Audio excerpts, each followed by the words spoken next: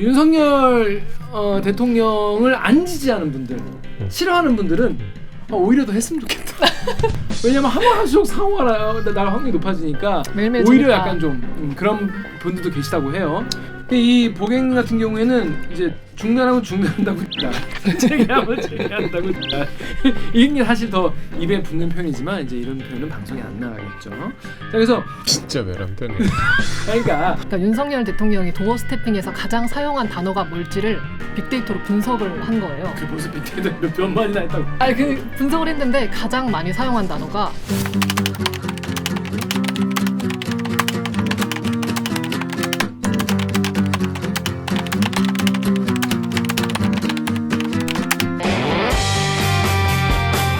듣다 보면 빡이 치고 보다 보면 목이 막히네. 사이다 안 주는 본격 고급 방송 댓글 읽어주는 기자들.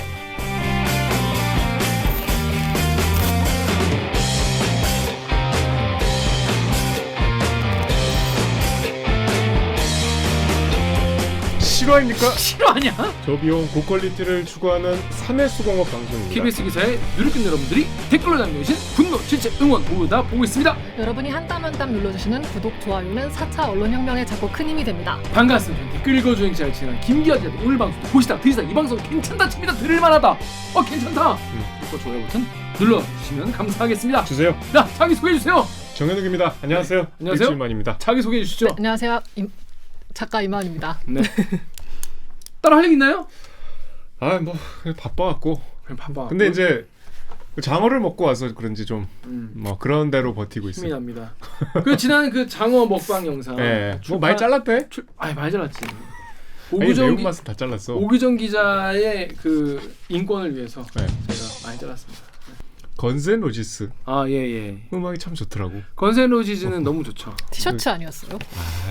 이제 건센 로지즈 이제 어페타이트 폴 디스트럭션 그 1집 앨범 커버가 많이 아니 그 장어 먹고 오는 길에 차에서 계속 뭐 그런 걸 틀어서 시끄럽게 뭘 자꾸 이렇게 락 음악 같은 걸 트냐.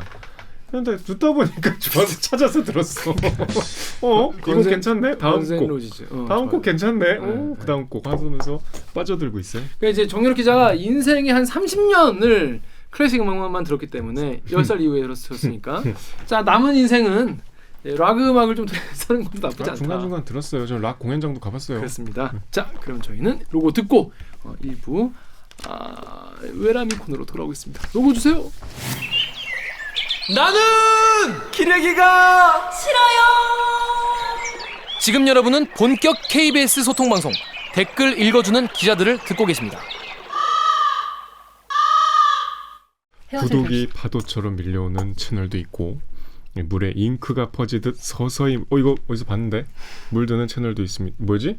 대들기가 물들었구나.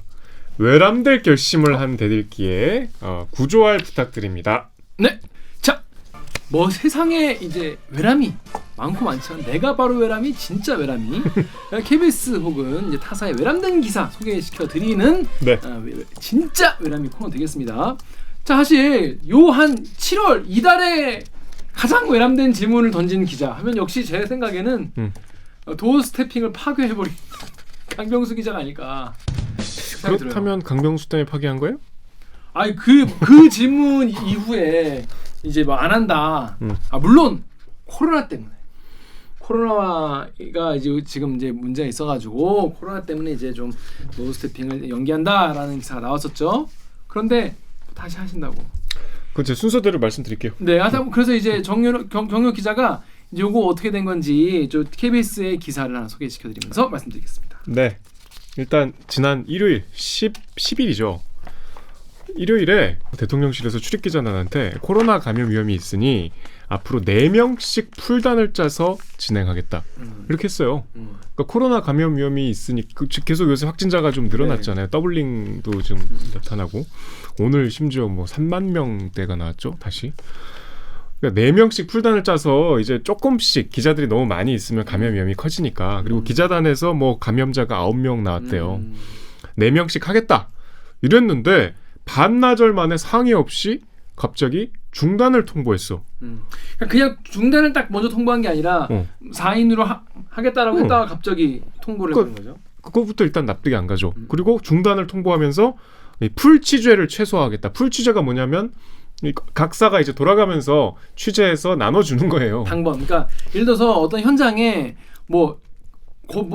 몇십 개의 언론사 기자들 전부 다 동시에 가서 취재를 하면은 그 현장이 되게 아수라장이 되니까 그렇게 하지 말고 기왕 그냥 똑같이 이제 촬영하고 이제 뭐라고 하는지만 취재할 거면은 대표로 한두 언론사가 가서 취재를 하고 이 내용을 공유하자. 이걸 풀 취재라고 합니다. 그러니까 그래야만 하는 풀단을- 그런 상황이 있죠. 풀단을 구성해서 이제 순서를 정해서 하는데 이제 가급적 그 풀 취재도 최소화하겠다고 했고 그다음에 대변인 브리핑도 가급적 서면으로 하겠다고 했어요.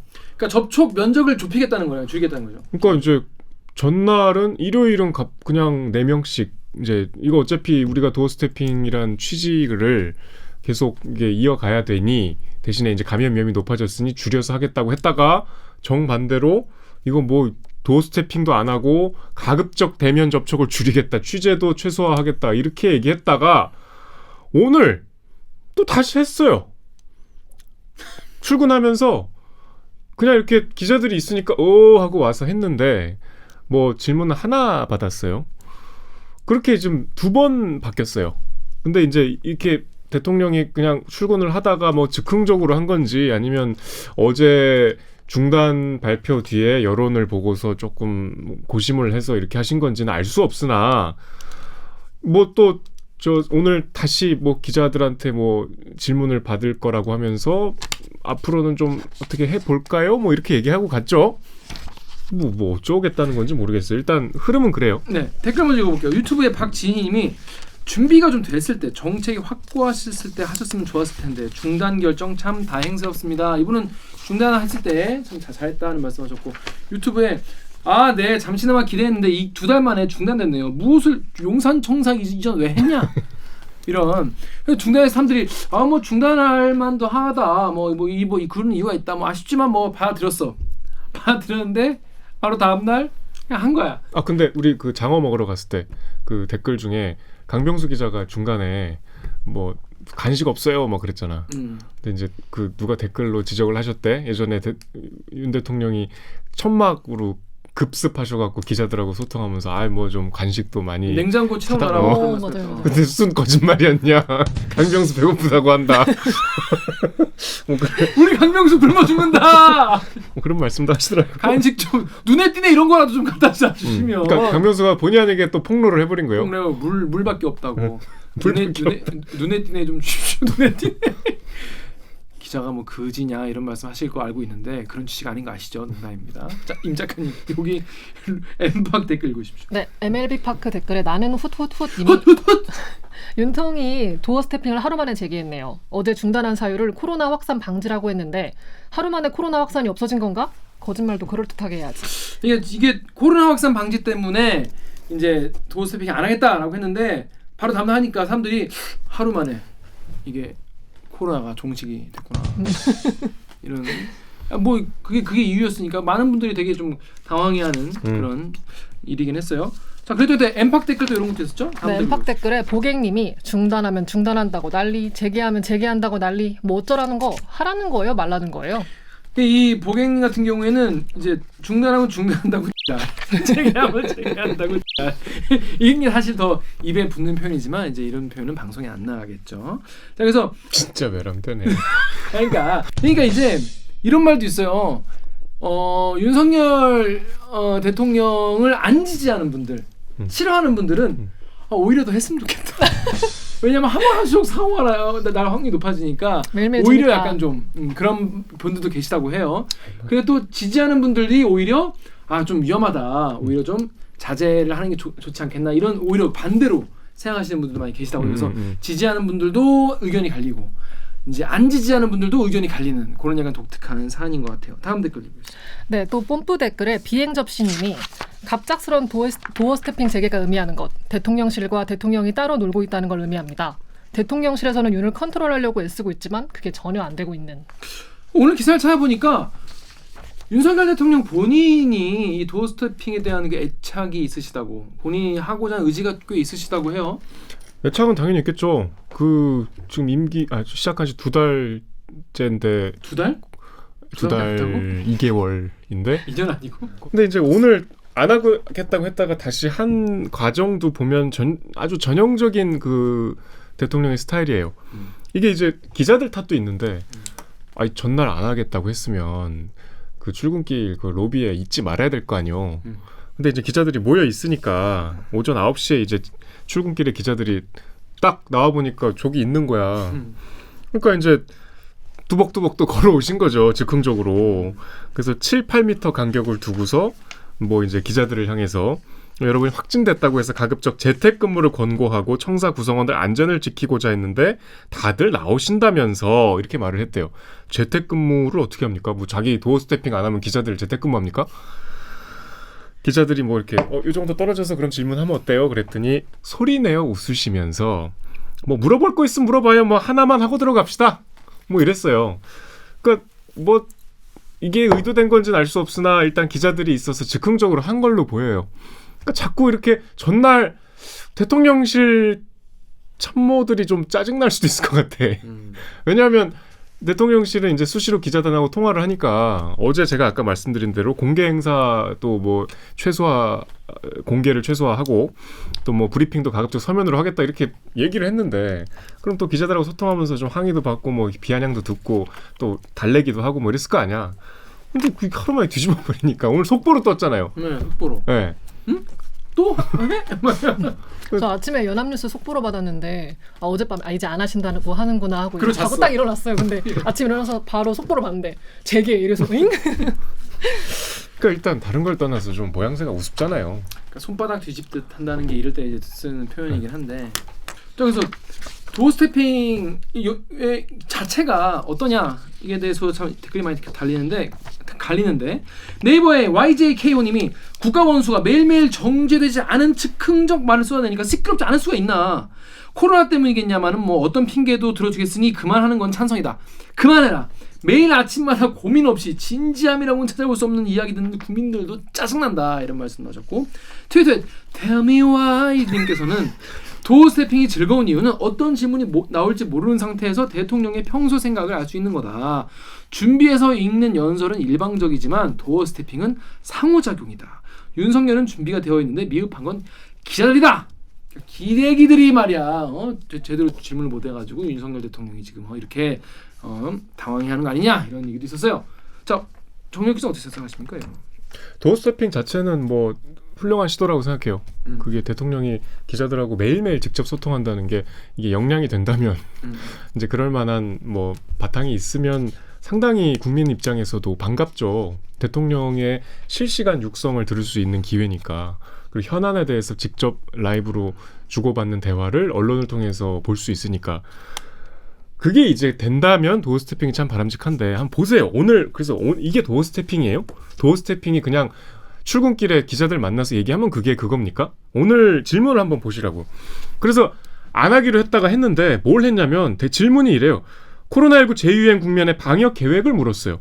코로나가 여러분이 확진이 됐다 그래서 여러분들 가급적 좀 재택근무를 권고하고 그렇게 여러분들과 이 창사에 근무하는 분들 안전을 좀 지키자고 했는데 다들 나오신다네. 이 정도로 도어 스태핑 하시는 건 좀 어떠세요?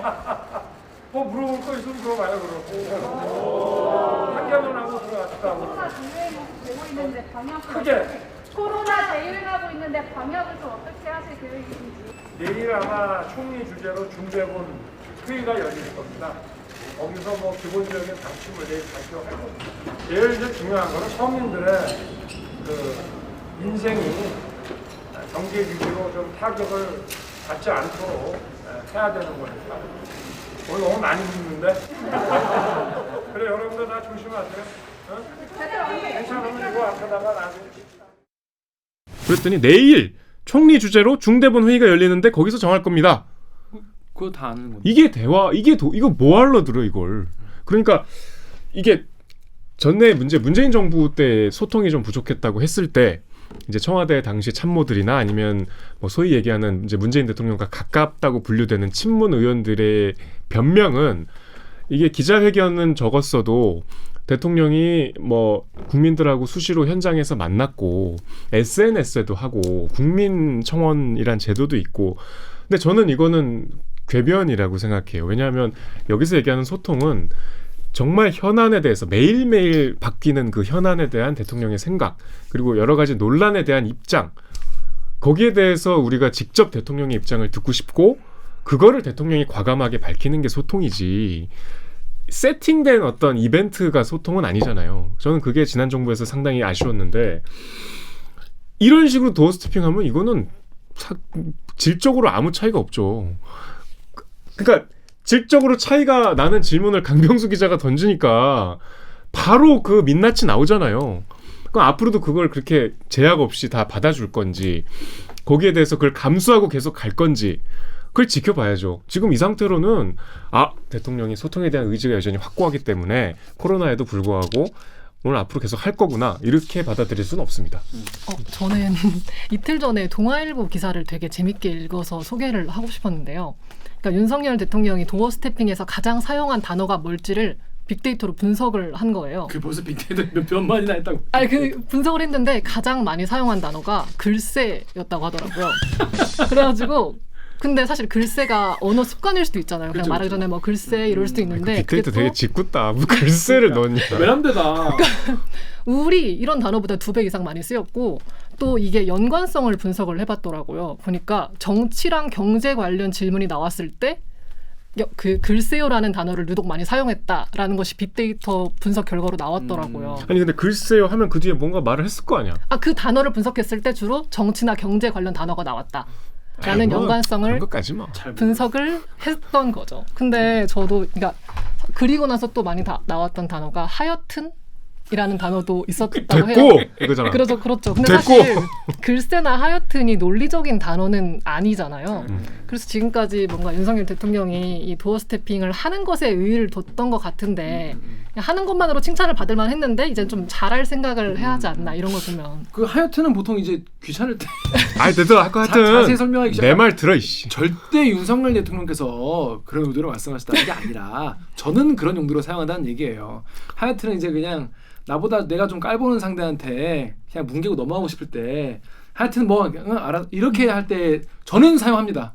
절대 윤석열 대통령 그랬을 리가 없죠. 오늘 아침에 이제 요 번복을 갖고서 뭐 기자들하고 잠깐 얘기를 하는데 어떤 기자는 그러더라고. 어쨌든 잘하건 못하건 간에 도어 스태핑을 해놨으니 이건 이제 다음 정부가 이걸 물을 수 없지 않냐. 이건 소통의 큰 진척이고 뭐 5년 뒤까지 굉장한 업적이라고 얘기하는데 저는 정말 뭐 노무현 대통령이 됐다가 이명박 대통령도 되고 박근혜 대통령도 되고 오바마 대통령이 됐다가 트럼프 대통령도 되는 이 세상에서, 이 민주주의에서 정말 나이브한 생각이라고 보고요.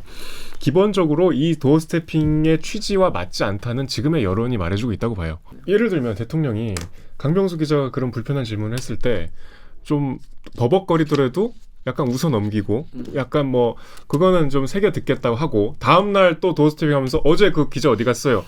어제 좀 아팠어. 또 해봐. 그럼 얼마나 멋있어. 그렇지. 나한테 이제 그게 맞는 거지. 멋있는 거지. 그러면 본인도 훨씬 더, 아니 그게 사실 기대하는 그림이잖아요. 대통령실 연락 기다리겠습니다. 아무튼 저는 되게 굉장히 전 좋은 시도고 앞으로 계속 한 4년 했으면 좋겠다, 그런 생각이 들어요. 앞으로 제가 기대하겠습니다. 뭘 4년이야? 대통령 이게 5년인데 아직 2개월밖에 안 지났는데 5년 뭐 10개월. 4년만 하라는 거야 뭐야? 아니 뭐 4년이라도 하시면 좋죠. 그래서 되게 전 이게 얘기할 때 국민들이 딱 얘기 들을 때 어떨 때는 실망을 할 수도 있고 어떨 때는 되게 저런 생각을 하고 있구나 감탄할 때도 있겠죠. 지금은 뭐 초반이라서 그렇지만 나중에는 또 감탄하는 부분을 늘려가면 좋지 않을까. 나중에 그렇게 되면 되게 나중에도 되게 그렇게 뭐 지지율 떨어질 때도 꾸준히 하더니 결국 잘하는구나, 이런 약간 성장 스토리를 볼 수 있을 것 같아서 저는 계속 하시길 추천드리겠습니다. 되게 웃으면서 얘기. 너무 즐거워 보이시네요. 나 약간 내 동료가 생긴 것 같아. 대통령이. 내 동료이. 소통왕, 소통킹. 가시죠. 다음 아이템 넘어가시죠. 네, 하나만 더 소개해드릴게요. 네. 그 저희 팩트 체크 기사인데요. 제목만 들어도 무슨 내용인지 아실 것 같아요. 자진 사퇴 안 하면 알박기? 역대 정부 살펴보니 점점점. 네, 이거는 기사 보니까 이것도 되게 임주영 기자가 아주 못되게 다 찾아봤더라고. 이 지금 기관장들 이제 사퇴 압박을 하고 있죠. 네. 왜냐하면 이제 임기가 걸쳐 있으니까, 이게 대통령제 국가지만 대통령 선거가 끝나고 임기가 싹 제로 세팅돼 갖고 새 정부가 싹 임명하고 이게 아니잖아요. 걸쳐 있는 자리가 상당히 되기 때문에 정권이 바뀌었어도 전 정부에서 임명한 장관들이 장관이 아니죠. 기관장들이 다수가 남아 있는데 이제 계속 나가라고 압박을 하고 있으니 전 정부에서 어떻게 했나 한번 보자. 니네 지금 알박기라고 자꾸 뭐라 그러는데 예전에도 그렇게 알박기를 했는지 안 했는지 한번 들여다보자라는 기사입니다. 그게 쉽게 말해서 공직자가 정권이 바뀌었으면 임기가 남아 있어도 나가야 되냐? 아니면 아유 정해진 임기를 다 채워야 되냐? 여러분 어떻게 생각하십니까? 빠밤. 이게 사실은 내가 좋아하는 정권이면 빨리 그 전에 나쁜 정권 거 갈아치우고 싶고, 내가 싫어하는 정권이면 아니 전대 있던 사람 그냥 냅둬 이런 마음이 들 수 있죠. 이제 그건 사실 근데 그때 사람 감정이라는 거는 뭐 그럴 수 있어요. 근데 이제 이게 사실 법적으로 행정적으로 어떻게 더 이게 어떤 게 맞는 건지 그래도 전에 어떻게 해왔는지 이런 걸 따져봐야겠다는 생각이 드는데, 근데 지금 윤석열 정부에서는 전 정부의 기관장들이 임기가 많이 남아 있음에도 불구하고 나가라고 방 빼라고 그러고 있는 상황이에요. 그게 좀 심해요. 그러니까 이제 여기 임 작가 여기 댓글부터 읽어주시죠. 네, 트위터 글에 데카르트님이 데카르트. 낙하산 고위공직자가 무슨 임기 보장을 따져? 정권 바뀌면 떠나야지. 지금 어떤 기관장이 어떤 압력을 받고 있습니까? 그러니까 임기가 정해진 이제 정무직 공무원이나 아니면 이제 여러 부처 산하의 공공기관의 기관장들인데 일단 자진 사퇴를 해라라고 압박을 하는 수위가 가장 이제 높은 자리는 장관급 정무직 공무원이죠. 두 개예요. 지금 논란이 되는 게 국민권익위원장과 방송통신위원장이죠. 저희는 방통위원장이죠. 왜냐하면 방통위원장이 바뀌면 KBS도 영향이 끼치고 아마 대들기에도 영향이 올 수 있기 때문에 그 직격탄이죠. 그 지난달에 이미 이제 간접적으로 한번 이분들이 장관급이기 때문에 국무회의에 뭐 참석을 꼭 해야 되는 대상은 아니지만 참석을 해왔는데 지난달 14일에 한덕수 총리가 오지 마. 그래 통보를 했어요. 그러니까 사실상 나가라는 거지. 낄끼빠빠 하라는 거죠. 적당히. 왜냐하면 이제 정권 입장에서도 생각해보세요. 언론 정책 같은 거는 정권의 아주 핵심적인 정체성인데 전 정권 사람이 있으면 싫겠죠. 불편하지. 싫겠죠. 그리고 뭐 우리가 이름도 안 들어본 뭐 어떤 조그만 기관이나 연구소, 국책연구원, 뭐 얼마 전에 KDI가 문제가 됐습니다만 거기는 상당히 규모가 큰 국책연구원이고, 그런데 기관장들 사실 얼마나 보온 인사하기 좋아요. 낙하산 인사 하기 좋잖아. 한 자리 챙겨주는 거예요. 선거 때 도움받은 이제 여러 사람들 나눠주기 좋잖아요. 그리고 뭐 그런 게 없다 하더라도 지금 정부가 그렇다는 게 아닙니다. 없다고 하더라도 내 지금 정권의 철학과 안 맞으니까 싫겠죠. 근데 이제 예전에는 그래서 알아서 나가는 분위기들이 있었고 안 나가면 이제 확 이렇게 좀 막 직간접적으로 이렇게 압력을 넣는데 이제는 그럴 수가 없어요. 왜? 그럴 수가 없게 된 사례가 생겼기 때문에 이제 지금도 진행 어떤 중이죠. 사례입니까? 이제 문재인 정부 때 산업부 장관이었던 백운규 전 이제 산업통상자원부 장관이 지금 검찰 수사를 받고 있잖아요. 네. 지난달에 이제 구속영장까지 청구됐다가 기각됐죠. 이제 이분이 문재인 정권 출범 초기에 이제 산업부 산하 13개 산하 기관장에게, 그러니까 이제 전 정권에서 임명된 기관장들한테 쉽게 얘기하면 야 눈치 챙겨라, 알아서 좀 나가라, 임기 있다고 버틸 거냐, 이렇게 강요한 혐의를 받고 있어요. 거기다 이제 이 중에서는 뭐 지역난방공사 사장 공모 과정에서 뭐 문재인 대통령과 가까운 한명숙 전 총리와 가까운 누구에게 이제 면접 예상 질의까지 줬다 뭐 이런 혐의를 받고 있는데, 뭐 다른 혐의는 그렇다 치고 어쨌든 사퇴를 강요한 그 혐의, 그게 바로 지금 벌어지고 있는 거잖아요. 그렇죠. 근데 이 백운규 전 장관을 누가 고발했냐? 누가 고발했겠습니까? 당시에 지금의 국민의힘인 자유한국당이 고발했어요. 2019년에. 근데 지금 뭐라고 하고 있냐면 이들이 이제 여당이 됐잖아. 정권을 잡았어. 아까 얘기한 대로 한덕수 총리가 일단 이제 선빵을 날렸죠. 낄끼빠빠 간접적으로. 눈치 챙겨 오지 마. 왕따 시켰음. 지난달에 권성동 국민의힘 원내대표가 국회에서 그분들은 법적으로 임기가 보장돼 있더라도 물러나는 것이 정치 도의상 맞다. 한 발 더 나가서 후안무치하다. 이렇게 얘기했어요. 한 발 더 나가는 것도 모자라 두 발 더 나가서 김기현 전 원내대표가 페이스북에 최근에 7월 5일에 문재인 정권의 목리성 알박기 인사 똥배짱으로 버티다 나중에 후회하는 일 없길 바랍니다. 이거 완전히 협박성 글이잖아요. 후회하지 마라. 네. 나중에. 후한무치한 행태.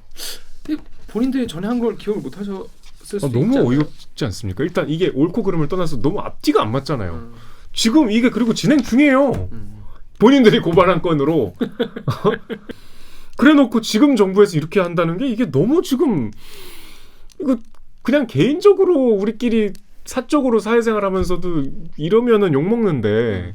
그래서 클리앙의 비밀 아이디님이 그러니까 지금 저게 뭐라 할 말이 없는 게 문재인 정부 때도 몇몇 장관들이 세술은 세부대에 담아야 한다고 싹 갈아엎었거든요 라고 했거든요. 그래도 대댓글로 빙상님께서 그러니까 그렇게 하다가 환경부 블랙리스트로 지금 법적 처벌받고 있기 때문에 법적 판단을 내리는 지금은 못한다고 봐야죠.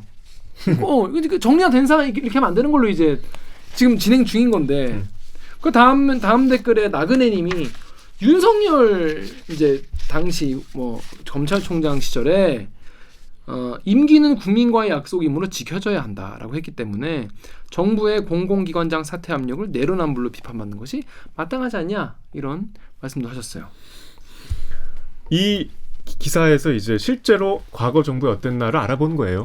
근데 어땠습니까 이게? 정리를 하면 정말 중요한 자리, 정권의 철학과를 구현해야 되는 자리, 핵심적인 보직들은 알아서 나간 경우가 압도적으로 많고 이 기사에서 그렇게 언급은 안 했는데 제가 보니까 다 뭐 찾아보고 뭐 이렇게 사례들을 정리했는데 대체로는 나갔다. 임기가 남았더라도 정권이 바뀌면 왜냐하면 근데 괴롭잖아요. 국무회의도 오지 말라 그러는 건 이제 시작에 불과할 테지. 이거 뭐 그러지 않으리라고 믿지만 뭐 감사원 동원해서 이제 뭔가 이렇게 좀 작업을 들어갈 조짐도 보이잖아요.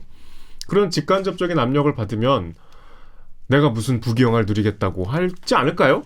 근데 뭐 건 바이 건 다 뭐 좀 그때 다르다는 결론 아니었어요? 뭐 다 나가진 않았는데 안 나간 경우도 있었어요. 안 나는 경우도 있는데 이제 제가 말씀드린 거는 이제 보세요. 그러면 예를 들면서 금융위원회나 공정위원회, 공정거래위원장 우리 그 지난주에 얘기했던 송모 교수님 결국은 못 버티고 나가셨죠.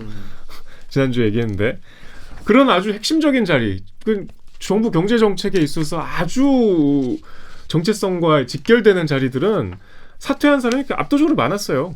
그리고 이제 자진 사퇴한 분들 쫙 막 나가 됐었고, 그다음에 인권위 같은 데는 임기를 지킨 경우가 많다고 해요. 뭐 안경환 위원장, 현병철 위원장을 예로 들었는데 이성호 위원장까지. 근데 이제 감사원장, 뭐 국민권익위원장, 방통위원장 또 뭐 임기를 지킨 사람이 뭐 덜어 있는데. 제가 보기에는 이게 여기서는 지금 일부 인사만 정권 교체에 스스로 자리에서 내려왔다고 하는데 뭐 남은 임기가 극히 적거나 아니면 뭐 크게 정체성이 다르지 않았거나 뭐 이를테면 이명박에서 박근혜 정권으로 넘어갔을 때 그런 경우가 아니라면은 뭐 그렇게 버틴 경우는 많이 없었던 것 같아. 근데 제 친구 아버지가 모 기관에 뭐 차관급 뭐 기관에 간부셨어요. 근데 이분이 이제 위에도 바뀌었는데 본인은 이제 안 나가려고 한 거지 계속. 이제 그런데 자꾸 이제 눈치 챙겨 이런 게 시간이 오는 거예요. 그러니까 이분이 나는 내가 뭘 잘못했냐, 난 끝까지 하겠다고 하셨는데 밑에 있는 국장분이 되게 친한 분, 되게 자기의 어떤 이제 소울메이트 같은 그런 이제 부하 직원을 국장을 2명 정도를 이렇게 감사 이렇게 해가지고 아주 그냥 너 안 물러나면 얘네 아주 그냥 보내버리겠다 이런 식으로 대놓고. 협박같이 했다고 해요. 뭐 어느 정도인지는 말씀 안 드리겠지만 그게 수사의 기본이죠. 네. 주변 사람들 압박. 그러니까요. 네. 그래서 그분이 결국 물러났어요. 근데 그런 이제 내외부의 압박이 있으면 사실 버티기가 어렵겠죠. 근데 이런 게 실제로 이게 맞는지에 대한 근본적인 논의가 좀 필요하지 않나 이게 왜냐하면 뭐 정권 바뀔 때마다 서로 막 자기 삶 예를 들어서 자기 삶 채워놓는 게 당연하면 이걸로 공격도 안 하고 이런 소음이 없을 거 아니야, 노이즈가 없을 거 아니야.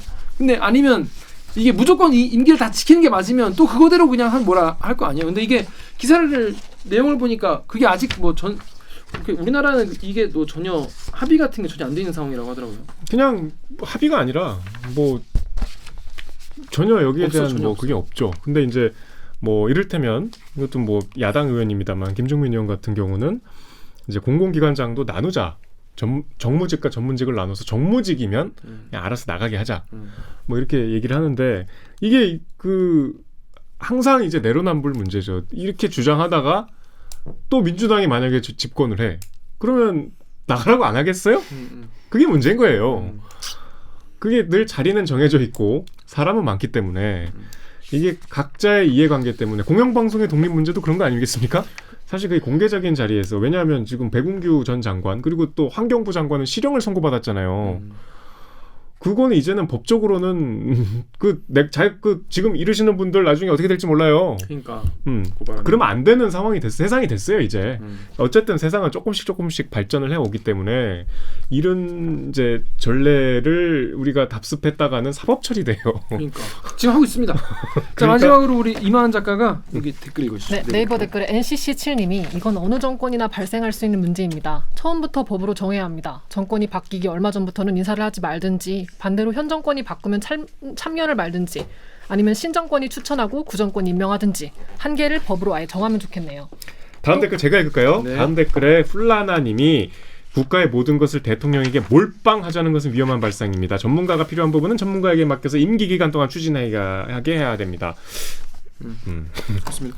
사실 저는 이건 사실 뭐 정답이 있는 이슈는 아니고 지금도 뭐 학계에서 논의를 하고 있는 사안이기 때문에 뭐가 딱 맞다라고 할 수는 없지만 지금 수사 중인 사건이 있고 그 수사를 이제 굉장히 많이 밀어주신 당사자들이 하실 말씀은 좀 약간 안 맞는다. 본인이 이런 생각이 고발해놓고. 그러니까 안 맞는다 이런 생각이 들고 아무튼 앞으로 이거 어떻게 진행되는지 한번 지켜봐야 될 것 같습니다. 자 그러면 자 정윤욱 기자 근데 여러분 이 외람이 코너 끝나는데 2부 아는 만큼 보이는 뉴스 아만보 코너로 가려고 하는데 정윤욱 기자가 슬프게도 참석을 못한다고 합니다. 아, 네, 죄송합니다. 네, 왜 그런지 이유를 설명가지고 사과하고 가시죠. 저희 그때 출장 갔다 온 거 이제 다음 주가 방송이라 저 이번 주 계속 밤 12시 넘어서까지 계속 작업을 해야 돼요. 그래서 녹화를 오늘 빠질 수가 없어서 왔는데 여기까지 하고 왜냐면 외람이는 외람이가 없으면 안 되지만 또 아만보는 또 전문가가 항상 나오시니까 네. 전문가와 합을 맞추실 두 분이 계시니까 제가 일을 하러 가겠습니다. 그렇습니다. 자, 2부 아만보에서는 태국 방콕에 있는 김원장 기자 모시고 2부 시작하겠습니다. 자, 그러면 요거 주세요. 빠밤.